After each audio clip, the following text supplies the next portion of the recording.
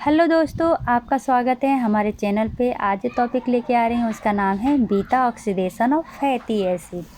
अब इसका नाम बीटा और ऑक्सीडेशन क्यों रखा गया है? जैसा कि आपको पता है, जो लिपिड हमारे शरीर में स्टोर होता है वो ट्राइग्लिसराइड के फॉर्म में होता है। किस फॉर्म में? ट्राइग्लिसराइड के फॉर्म में। जैसे कि कार्बोहाइड्रेट ग्लाइकोजन के फॉर्म में स्टोर होता है। तो मेनली स्टोर कहाँ होता है ये ट्राइग्लिसराइड? तो एडिपोज टिश्यू में स्टोर होता है। ठीक है। अब ये एडिपोज टिश्यू में जब हम बहुत दिन तक फास्टिंग करते हैं या बहुत ज़्यादा एनर्जी की ज़रूरत पड़ती है तो ये ट्राइग्लिसराइड ब्रेक डाउन हो जाता है। किस एंजाइम की मदद से? लाइपेज, और बन जाता है ग्लिसरॉल प्लस फैटी एसिड। ये जो फैटी एसिड है ये ब्लड के थ्रू चला जाता है टारगेट सेल में, मतलब जिसको ज़्यादा एनर्जी की ज़रूरत है। ठीक है। ये दो सेल में नहीं जा सकता है। क्यों? पहले बताते हैं कौन कौन सा सेल। पहला है ब्रेन, दूसरा है आरबीसी और ब्रेन में मेनली बीटा ऑक्सीडेशन नहीं होता है, क्योंकि बीटा ऑक्सीडेशन के लिए चाहिए माइटोकॉन्ड्रिया, जो इन दोनों में प्रेजेंट नहीं होता है। ठीक है। यहाँ तक समझने में कोई प्रॉब्लम नहीं है। अब फैटी एसिड के बारे में जानते हैं। फैटी एसिड क्या होता है? तो कार्बोक्सिलिक एसिड का एक लॉन्ग चेन होता है। मतलब कि एक साइड पे क्या होगा? कार्बोक्सिलिक एसिड होगा और एक तरफ आर का मतलब हाइड्रोकार्बन का लंबा सा ग्रुप होगा। ठीक है। तो चलिए देखते हैं ये क्या है। कार्बोक्सिलिक एसिड है। ठीक है। इसमें बहुत सारा कार्बन हम ऐड कर रहे हैं। सिर्फ अब ये निमोनिक्स के लिए बता रही हूँ, टेंशन नहीं लीजिएगा। जौन से कार्बन में कार्बोक्सिलिक एसिड ऐड होगा उस कार्बन को हम डेल्टा कार्बन कहते हैं। ठीक है। और उस जो फंक्शनल कार्बन है उसके बगल वाला कार्बन अल्फ़ा कार्बन कहलाता है और उसका सेकंड वाला कार्बन बीटा कार्बन कहलाता है। थर्ड वाला कार्बन गामा कार्बन कहलाता है। ठीक है। और जो सबसे लास्ट में कार्बन होता है, कहीं सबसे लास्ट में, उसको ओमेगा कार्बन कहते हैं। ठीक है। तो इसको बीटा क्यों कहा जाता है? क्योंकि ये जो ऑक्सीडेशन ऑक्सीजन के प्रेजेंस में, इसमें मेनली स्ट्रिक्टली एरोबिक के लिए है, क्योंकि ये ऑक्सीजन के प्रेजेंस में ऑक्सीडेशन होता है। ये ऑक्सीडेशन होता कहाँ है? अल्फ़ा और बीटा के बीच में जो बॉन्ड होता है वहाँ पर होता है, इसलिए इसका नाम बीटा ऑक्सीडेशन रखा गया है। इसमें मेनली 4 स्टेप इन्वॉल्व हैं। पहला, एक्टिवेशन ऑफ फैटी एसिड। दूसरा, कार्निटीन ट्रांसपोर्ट, मतलब जब फैटी एसिड एक्टिव हो जाता है तो मेनली आपको माइटोकॉन्ड्रिया तो बता दिया इसका लोकेशन। तो माइटोकॉन्ड्रिया में कहाँ? तो माइटोकॉन्ड्रिया के अंदर जो मैट्रिक्स होता है वहाँ पर इसका मेनली ऑक्सीडेशन होता है। तो वो कैसे जाता है? तो वो जाता है कार्निटीन ट्रांसपोर्ट के थ्रू। फिर वहाँ पर ऑक्सीडेशन होता है। ऑक्सीडेशन में मेनली 4 प्रोसेस लगते हैं। तो चलिए एक एक प्रोसेस जानते हैं। ठीक है। आगे चलते हैं। पहला प्रोसेस क्या था? Activation of fatty acid. ये activation of fatty acid mainly होता कहाँ है? तो ये होता है साइटोप्लाज्म में। कहाँ पर? कहाँ होता है? साइटोप्लाज्म में। साइटोप्लाज्म में मेनली ये रिएक्शन होता है। इस रिएक्शन में होता क्या है? तो जो हमारा फैटी एसिड है उसका क्या हो जाएगा? एसाइल कोएंजाइम सिंथेज के मदद से वो बन जाएगा फैटी एसाइल कोएंजाइम ए। याद रखिएगा, क्रेब्स साइकिल में जो हम पढ़ते हैं वो होता है एसिटाइल कोएंजाइम ए। यहाँ पर लिपिड में जो पढ़ रहे हैं वो है एसाइल कोएंजाइम ए। कन्फ्यूज नहीं कीजिएगा। तो क्या हुआ? फैटी एसिड और कोएंजाइम ए मिलके बना फैटी एसाइल कोएंजाइम ए। तो एंजाइम क्या है? तो बन क्या रहा है? एसाइल कोएंजाइम ए। तो जो एसाइल कोएंजाइम ए। तो जो इसमें एंजाइम है वो क्या होगा? एसाइल कोएंजाइम ए सिंथेज, क्योंकि एसाइल कोएंजाइम ए बन रहा है। ठीक है। इसमें एक एटीपी यूज होता है और बनता है एएमपी। यहाँ तक समझने में कोई प्रॉब्लम नहीं है। एसाइल कोएंजाइम ए सिंथेज, और आप थियोकाइनेज भी लिख सकते हैं। इसमें मेनली 2 फॉस्फेट निकलता है। देखिए, एटीपी एडिनोसिन ट्राइफॉस्फेट, मतलब यहाँ पे कितना फॉस्फेट है? 3। अब इसमें से क्या बन जाएगा? एएमपी, इसको क्या नाम है? एडिनोसिन मोनोफॉस्फेट, मतलब कि 3 फॉस्फेट में से 2 फॉस्फेट निकल गया तो कितना बचा? 1 फॉस्फेट बना। 1 फॉस्फेट में तो बहुत एनर्जी है, यहाँ पर 2 फॉस्फेट निकल रहा है, मतलब कितना एनर्जी इसमें से निकलता होगा। तो आप ये समझ गए एक्टिवेशन ऑफ फैटी एसिड क्या है। फैटी एसिड चेंज होते जाता है फैटी एसाइल कोएंजाइम ए में, और ये रिएक्शन हो कहाँ रहा है? तो ये रिएक्शन हो रहा है हमारा साइटोप्लाज्म में, ठीक है। दूसरा क्या है? अब इस फैटी एसिड को माइटोकॉन्ड्रिया के मेम्ब्रेन के अंदर ले जाना। तो सिंपल आपको एक प्रोसेस बता रही हूँ, 2 लाइन लीजिए, ठीक है। ये पूरा मान लीजिए, जो हमारा पूरा है ना, ये साइटोप्लाज्म है, ठीक है, पूरा साइटोप्लाज्म है। इसमें आप 2 लाइन लीजिए। क्यों हम 2 लाइन लेंगे? हमें पता है जो हमारा माइटोकॉन्ड्रिया है वो क्या है? डबल मेम्ब्रेनस स्ट्रक्चर है, ठीक है। तो हम 2 लाइन लेते हैं। जो अभी हमारा सेल क्या हुआ था? फैटी एसिड ट्रांसपोर्ट होके साइटोप्लाज्म में आया था, तो सबसे पहले साइटोप्लाज्म ले लीजिए। यहाँ पर क्या हुआ था? Activation of fatty acid in acyl coenzyme ए में, ठीक है। यहाँ तक समझ में आ गया? ये जो पहला लाइन है इसको बाउंड्री समझिए या मेम्ब्रेन समझिए, ऑटो माइटोकॉन्ड्रियल मेम्ब्रेन।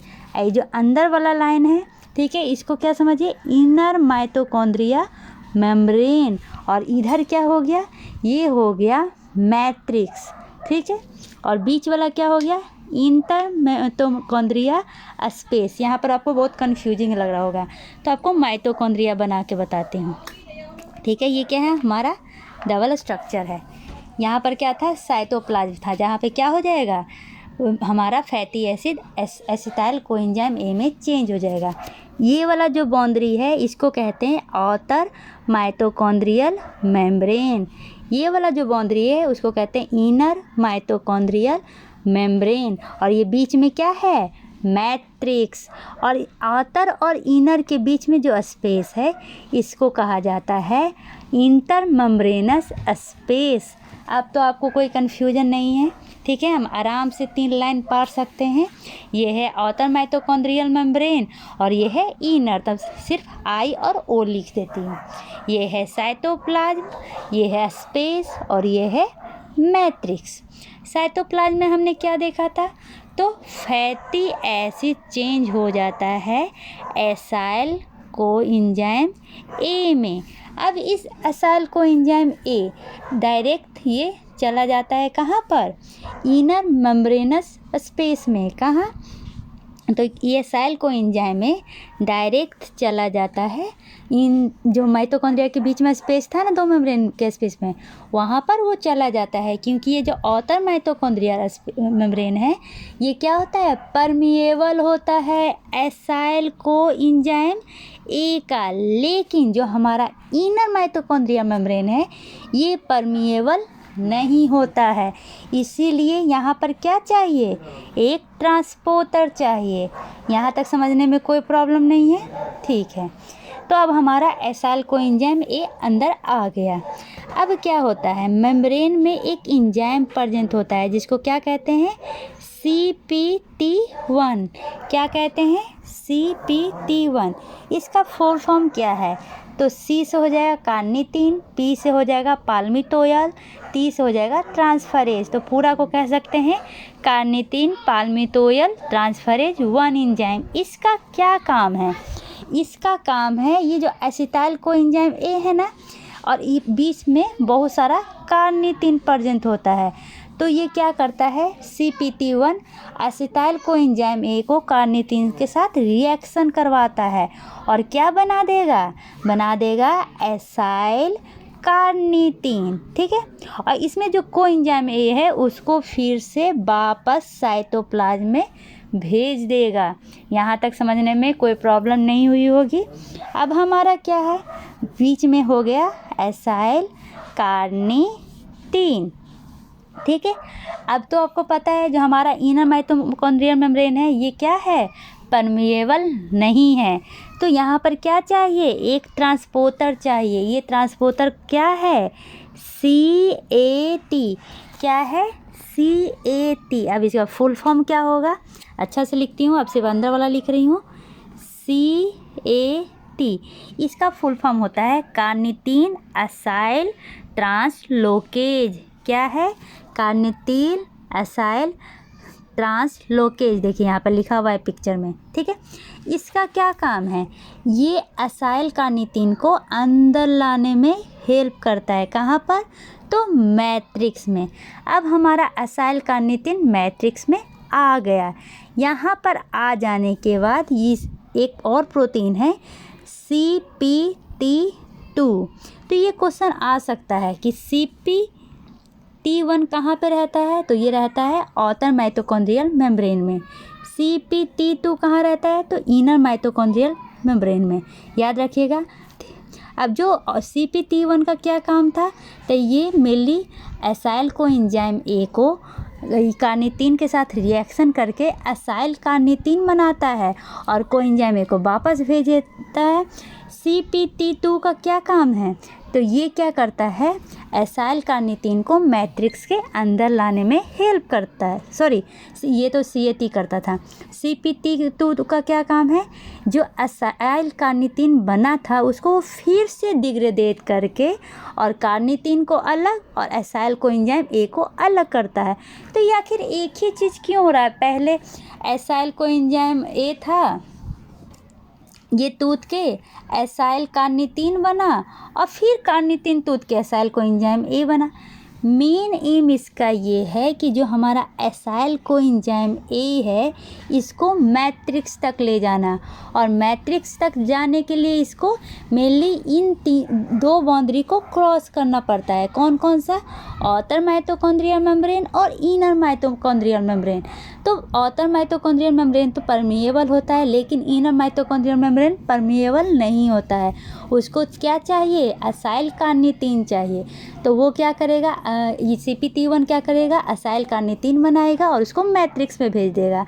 लेकिन हमें तो चाहिए असाइल कोएंजाइम में, तो CPT2 क्या करेगा? फिर से उसको तोड़ देगा और असाइल कार्निटीन बना देगा और जो कार्निटीन है उसको वापस भेज देगा। यहाँ तक समझ में आ गया?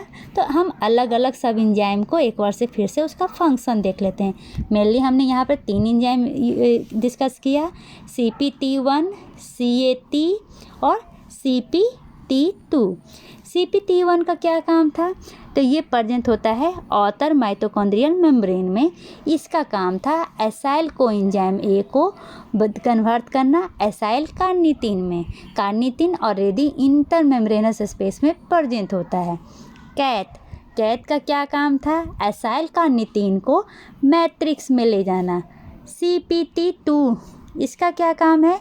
फिर से असाइल कार्निटीन को कन्वर्ट करना असाइल कोएंजाइम A में। इसका मेनली 2 काम होता है, एक तो ये कन्वर्ट करता है और दूसरा कार्निटीन को फिर से इंटरमेम्ब्रेनस स्पेस में भेज देता है। आशा है आपको कार्निटीन ट्रांसपोर्ट समझ में आ गया होगा। अब आ गया ये असाइल कोएंजाइम A कहाँ पे? माइटोकॉन्ड्रिया में। तो जब माइटोकॉन्ड्रिया में आ जाएगा तब स्टार्ट होगा बीटा ऑक्सीडेशन। बीटा ऑक्सीडेशन में मेनली 4 प्रोसेस स्टार्ट होता है। तो चारों प्रोसेस के बारे में हम डिस्कशन करते हैं, ठीक है। तो जो सबसे पहला प्रोसेस होता है ना उसको कहते हैं डिहाइड्रोजिनेज। तो इसका एक इसमें कोड है। इसका कोड क्या है? तो कोड है दिल है दिल तेरा। ये बीटा ऑक्सीडेशन में चारों प्रोसेस पढ़ना है, आप बस ये याद रख लीजिए, दिल है दिल तेरा। इससे आपका चारों प्रोसेस हो जाएगा, ठीक है। चलिए देखते हैं एक एक करके प्रोसेस। पहला हमने क्या लिखा था? दिल है दिल तेरा, ठीक है। चलिए को रिलेट करते हैं। दिल में क्या है? डी। तो इसमें कौन सा प्रोसेस होगा? डिहाइड्रोजिनेशन। दूसरा क्या है? एच। इसमें कौन सा प्रोसेस होगा? हाइड्रेशन, ठीक है। तीसरा क्या है? फिर से दिल, तो डी आ गया तो फिर से क्या होगा? डिहाइड्रोजिनेशन। 13 में टी है तो इसमें कौन सा प्रोसेस होगा? थियोलाइसिस। मेनली हमें यही 4 प्रोसेस पढ़ना है, डिहाइड्रोजिनेशन, हाइड्रेशन, फिर डिहाइड्रोजिनेशन और फिर थियोलाइसिस। अब देखिए डिहाइड्रोजिनेशन मतलब क्या होता है? डी और फिर हाइड्रोजिनेशन। डी मतलब रिमूवल ऑफ हाइड्रोजन। ठीक है, अब हाइड्रेशन का मतलब क्या होता है? हाइड्रेशन मतलब एडिशन ऑफ H2O। फिर तीसरा डिहाइड्रोजिनेशन तो बता दिए। थियोलाइसिस क्या होता है? थियोलाइसिस, लाइसिस मतलब क्या होता है? क्लीवेज करना, तोड़ना। ठीक है, तो चारों स्टेप को आप थोड़ा थोड़ा जान गए। अब हम देखते हैं प्रोसेस से। सबसे पहले प्रोसेस क्या बताया आपको? Hydrogenation dehydrogenation step. ये मेनली किस एंजाइम के प्रेजेंस में होता है? Acetyl coenzyme dehydrogenase. इस प्रोसेस में होता क्या है? तो इस प्रोसेस में जो फैटी एसाइल कोएंजाइम ए था, जो मेनली मैट्रिक्स में आया था, जिसका मेन काम क्या था? अभी तक जो 3 प्रोसेस पढ़े उसमें क्या मेन काम था? फैटी एसाइल कोएंजाइम ए को साइटोप्लाज्म से मैट्रिक्स में लाना। क्यों? ताकि उसका बीटा ऑक्सीडेशन हो सके। अब फैटी एसाइल कोएंजाइम ए कहाँ आ गया? मैट्रिक्स में आ गया। तो जो पहला प्रोसेस हो रहा है वो हो रहा है डिहाइड्रोजिनेशन का। तो इससे क्या होता है? तो इससे mainly trans enol coenzyme A का फॉर्मेशन होता है। तो ये कैसे होता है? तो देखिए, ये हमारा कौन सा ग्रुप है? फैटी एसाइल कोएंजाइम ए है। ये मेनली सिस फॉर्म में है। सिस फॉर्म में कैसे? ये इसको क्या करना है? सिस फॉर्म में चेंज करना है। तो पहला स्टेप क्या होगा? डिहाइड्रोजिनेशन मतलब रिमूवल ऑफ हाइड्रोजन। तो ये मेनली होता किस में है? तो आपको बताए ये क्या है? बीटा ऑक्सीडेशन मतलब ये बीटा कार्बन में होगा। कैसे? तो दिखाती हूँ। ठीक है, ये क्या था? ये डेल्टा था। इसके बगल वाले कार्बन को क्या कहते हैं? अल्फ़ा। इसके बगल वाले को बीटा।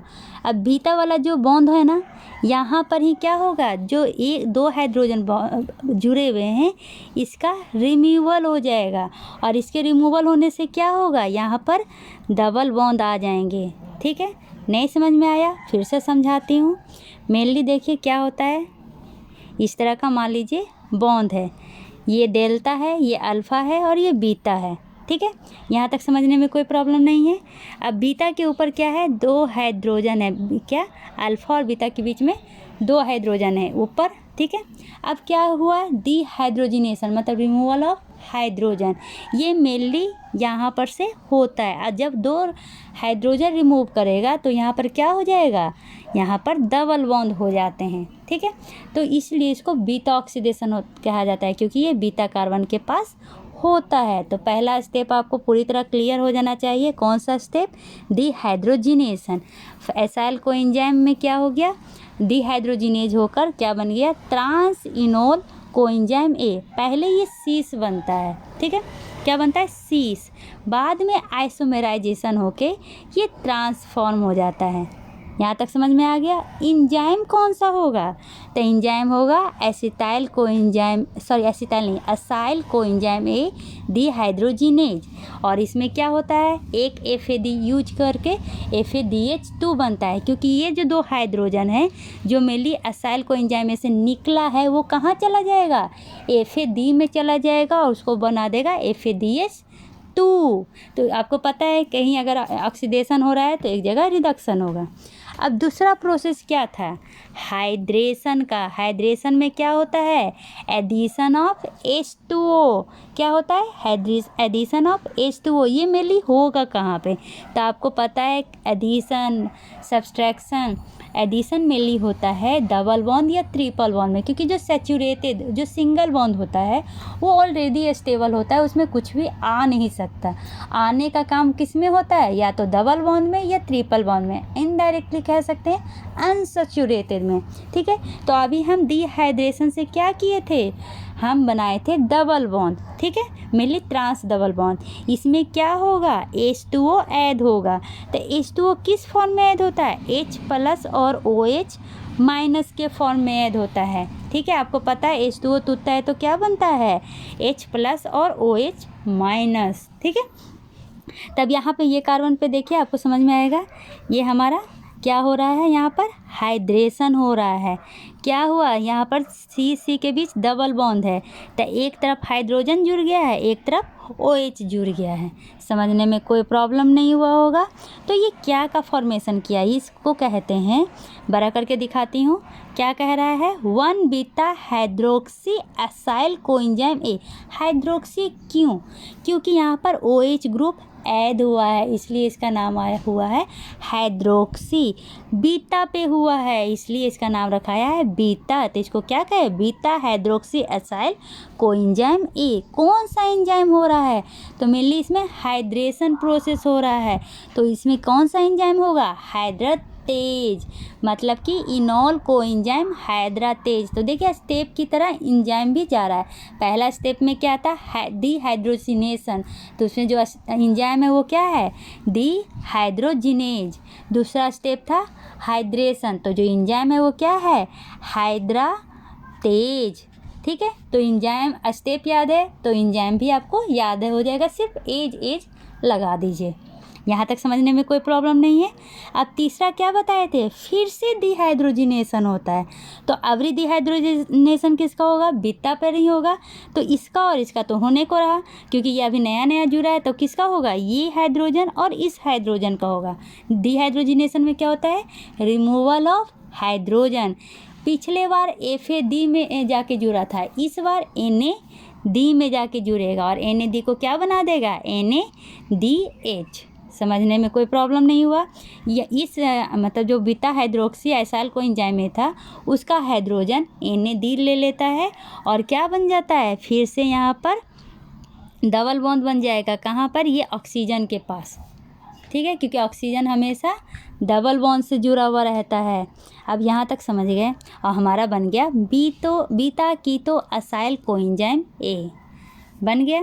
अब देखिए चौथा स्टेप क्या था, थियोलाइसिस था ना, थियोलाइसिस। अब क्या बताया, जो स्टेप है वही एंजाइम में सिर्फ एज लगा दीजिए, थियोलाइसिस था थियोलेज। कितना सिंपल है, ये बीटा ऑक्सीडेशन का बहुत ही इजी जो शार्ट प्रोसेस है, बहुत ही इजी है। इससे क्या बनेगा, तो इससे बनता है एसिटाइल कोएंजाइम ए। मतलब कि हमारा मेन एम क्या था, एसाइल कोएंजाइम ए से एसिटाइल कोएंजाइम ए बनाना। समझ में आ गया आपको, ठीक है। यहाँ तक आपको समझने में कोई प्रॉब्लम नहीं हुआ होगा, ठीक है। अब चलिए आगे बढ़ते हैं, क्योंकि यहाँ तक कोई भी हार्ड नहीं है। तो हम चारों स्टेप पूरा कर दिए। हाइड्रेशन में क्या हुआ, डबल बॉन्ड में H2O जुड़ गए, ठीक है। तीसरा डिहाइड्रोजिनेशन है, तो रिमूवल और फिर से H2 हो गया। और चौथा में क्या है, थियोलाइसिस है। तो हम ये प्रोसेस हमारा कंप्लीट हुआ। अब इसमें हमने क्या क्या पढ़ा, इसका एक समरी बताती हूँ। पहला स्टेप था डिहाइड्रोजिनेशन, जिसमें 2 हाइड्रोजन रिमूव किए किस एंजाइम की मदद से, एसिटाइल कोएंजाइम में डिहाइड्रोजिनेज, और फॉर्म किए ट्रांस डबल बॉन्ड, ठीक है। दूसरा स्टेप क्या था, hydration of double bond. Double bond में क्या, H+ और OH- का जुड़ जाना, किस एंजाइम की मदद से, कौन सा था, इनॉल कोएंजाइम ए हाइड्रेटेज की मदद से। तीसरा में फिर से डिहाइड्रोजिनेशन, इसमें कौन सा एंजाइम होगा, तो हाइड्रोक्साइल कोएंजाइम ए डिहाइड्रोजिनेज, और फॉर्म करता है क्या, कीटो एसाइल कोएंजाइम ए। ये कीटो एसाइल कोएंजाइम ए का क्या होगा, थियोलाइसिस होगा, और ये बन जाएगा एसिटाइल कोएंजाइम ए। यहाँ तक समझने में कोई प्रॉब्लम नहीं है, ठीक है। अब एक एग्जाम्पल लिए हैं, ठीक है। जैसे कि आपको पता है क्या है, ये है हमारा कार्बोक्सिलिक एसिड, ठीक है। इसमें लॉन्ग चेन R का होता है, तब बनता है ये फैटी एसिड। मान लीजिए ये जो R है उसके जगह हम 16 कार्बन लिए, मतलब कि ऐसे बहुत सारे carbon carbon carbon carbon carbon carbon बहुत सारा 16 कार्बन लिए कार्बोक्सिलिक एसिड से अटैच। तो इसको क्या कहते हैं, इसका दूसरा नाम है पैल्मिटाइलिक एसिड। अब पैल्मिटाइलिक एसिड का हम बना रहे हैं क्या, बीटा ऑक्सीडेशन कर रहे हैं, ठीक है। तो पहले वही सेम स्टेप 3 में होगा। पैल्मिटाइलिक एसिड पहले एक्टिवेट होगा, फिर क्या बनेगा, पैल्मिटाइल कोएंजाइम ए अंदर जाएगा, फिर वो बनेगा पैल्मिटाइल कार्निटीन, फिर अंदर जाएगा बनेगा फिर से पैल्मिटाइल कोएंजाइम ए, ठीक है। यहाँ तक तो सेम प्रोसेस है। अब अंदर में आ जाने के बाद, इनर मेम्ब्रेन से मैट्रिक्स में आ जाने के बाद इसका क्या होगा, बीटा ऑक्सीडेशन होगा। बीटा ऑक्सीडेशन में 4 स्टेप होंगे। कौन कौन सा, डिहाइड्रोजिनेशन, हाइड्रेशन, फिर से डिहाइड्रोजिनेशन और फिर थियोलाइसिस।